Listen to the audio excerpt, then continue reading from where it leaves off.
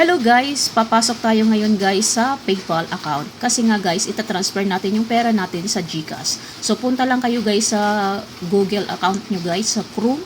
And then i-search nyo guys ang paypal.com. And then ito na guys, lumabas na yung pera natin. Nandoon siya guys sa NT. So ngayon na-transfer na siya guys sa peso. Kaya ngayon ang pera natin. And then, manage currency. Yan lang guys. Pag once na nasa dollar ang pera nyo guys, ikiklik nyo lang yung manage currency.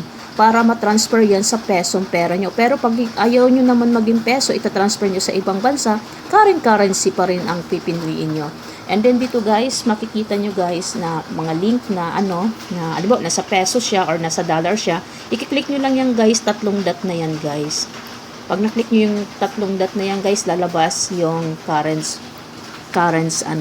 country kung anong gusto nyong pera, anong bansa ba para mapalitan ba.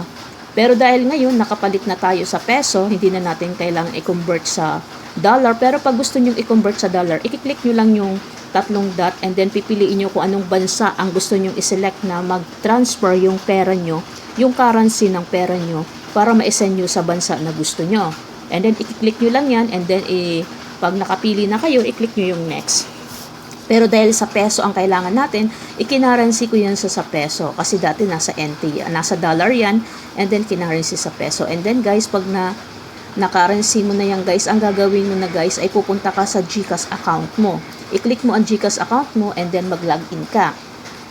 Pag nakapag-login ka na guys, dito guys sa baba, sa profile nyo account nyo, may makikita kayong my link account. I-click nyo yung my link account and then piliin nyo ang PayPal.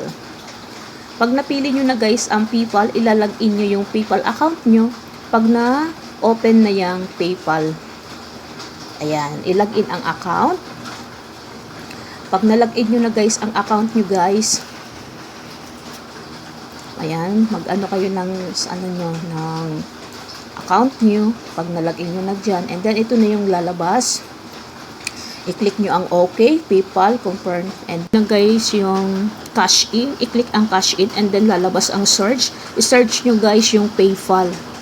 PayPal. And then, pag na-click nyo na yung PayPal, pag na-search nyo, i-OK nyo na siya guys. Para pumasok na siya or lumabas na siya sa PayPal account. Tapos guys, pag once na PayPal account nyo na lumabas na yan, is kailangan nyo guys, ayan, sa baba guys, pag magsisend kayo, kailangan nasa minimum na 500 para ma-transfer sa GCash account nyo.